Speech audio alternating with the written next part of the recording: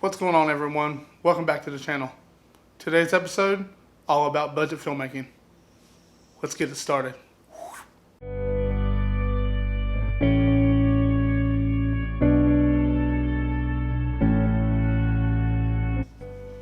So, let me ask you this. Have you been wanting to get into photography or videography, but you just feel like you don't have the money to do so? Well, I'm about to tell you 5 things that you need to start making films. Number 1, probably the most easiest thing to understand, is you need a camera. And I know what you're thinking, cameras aren't cheap. But what if I told you that you've been walking around with a camera every single day that you could have already started using? Pretty sure that almost everybody has one of these. Everybody. I know it's not a professional camera, but phones these days take beautiful photos and beautiful video. There's lots of channels on YouTube that literally were started and still use cell phones. I use cell phones in some of my footage all the time. But let's say that you wanted a professional camera. Something that was entry level, that is good for someone that's just starting out, want to start YouTube. I might just have the perfect camera for you. This camera right here, this is the Canon M50. This camera is pretty inexpensive. You can get this camera for about $450, just the body, without the lens. But if you also want to get the kit lens that comes with it, this lens and the camera together cost between $500 and $600.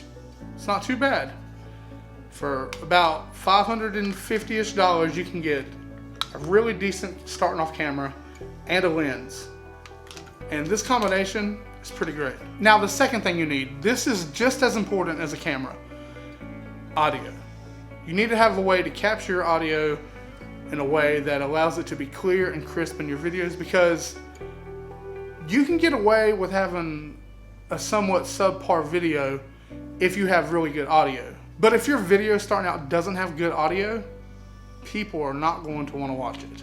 So I'm going to talk to you about a few budget options that might be good for you. See, the audio that you get from your camera isn't that great. It can sometimes sound kind of fuzzy or even very muffled. And that's not something that you want to have in your videos. I believe that the first and cheapest option that you can possibly look into is a lavalier lapel mic. This little mic right here just clips to your shirt, and it gives you really clear and clean audio. It's not a bad decision. It's not a bad choice. One of these on Amazon cost about $11. And that's not bad. You do have other options. You can get a shotgun mic that fits on top of your camera, like this one. This is a Tastar directional shotgun mic. I bought this off of Amazon for about 20 bucks. And it's honestly the microphone that I'm using for this video right now.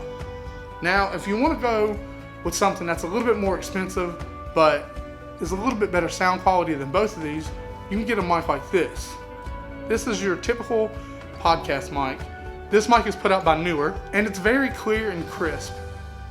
This mic is about 25 bucks, which is very cheap. Actually, when I got this microphone, it was on sale for $16.99, which actually makes this cheaper than the shotgun mic. Number 3, probably one of the most important things that you need besides the camera is a way to store your footage. And when it comes to storing footage, these are my favorite SD cards. These are SanDisk Extreme Pro SD cards. I would recommend that you get something that's between a 64 gigabyte SD card and maybe a 128 gigabyte SD card. But besides that, you don't really need nothing bigger than that, especially if you're starting out. Now on to number 4. The fourth thing that I think is really important is lights.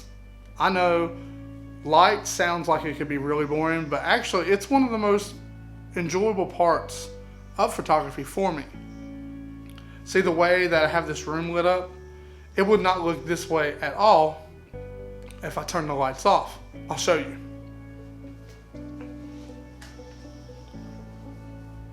This is what it looks like with no lights on. Can't see me, right? It's really dark. You can see my background lights, but you cannot see me. So believe me, lights are good. And when it comes to light in a room, the darker the room, the more that your lights that you set up are going to give off, and the more of a presence it's going to present, which to me is always a good thing. Now the lights that I have, even though they aren't extremely cheap, to me they are one of the cheapest and best light setups that you can receive. My main key light is a Godox SL-60W. It comes in at about $134. The softbox that I have for it is a Neewer hexadecagon softbox. It's 90 centimeters, and it comes in at about $100. Now the two smaller lights that I use to help light my scene are actually the same light. They are the Falcon F7 RGB lights, and these lights are actually $5 more expensive than my main key light. These little lights cost about $139 a piece. They come with 2 different sets of diffuser, and you can change the color of the light through all of the color spectrum. And I think that altogether, these are great little lights. They're good for hair lights, they're good for fill lights, and they really help complete the scene that I'm going for. And I'll just let you know right now, this entire light setup, this includes the stands that I have, the main key light, the Neewer softbox, the 2 little lights. All of this together is still cheaper than one Aperture 120D. And now onto the 5th thing that you need to really get started. We've already talked about your camera, your microphones, your storage, your lighting, and now the only thing left to really talk about is what you edit your photos and your videos on. Ever since I have started this YouTube channel, I have always used the newest iPad Pro 11-inch to edit all my footage and all of my photos. It has worked great for me, but it is something that I know that in the future I'm going to have to upgrade into some kind of PC or iMac or MacBook or something. But for right now, this is perfect for me. See, every time a camera comes out, specs get better. And the greater the specs, the harder it's going to be on my iPad. Right now, I'm fine. But I would suggest that starting out, getting something like that. An iPad Pro, a regular iPad, iPad mini, just something that you can toy around with. Or if you already have a computer that's decent enough, by all means, you're ahead of the curve, and that's great. Oh, one more thing. One of the most important things that you need for photography is drive. Drive, passion, and creativity. As long as you have the drive and the passion and the creativity, nothing can stop you. And you shouldn't let anything stop you. Starting this YouTube channel was one of the smartest things that I ever did. I was a little nervous about it at first, but I've grown to love it. It's simply a way for me to escape all of the bullshit around me. Especially in these times, it's nice to have something that gives me a break. Thank you all. Hope you enjoyed this video. Hit the subscribe button, the notification bell. Don't forget to like and comment. Once again, I'm Philip Gibson. Take it easy. And now the only thing left to really talk about is what you edit your photos and your videos on. Ever since I've started this YouTube channel, I've always used my Ever since I started this YouTube channel, I've always used my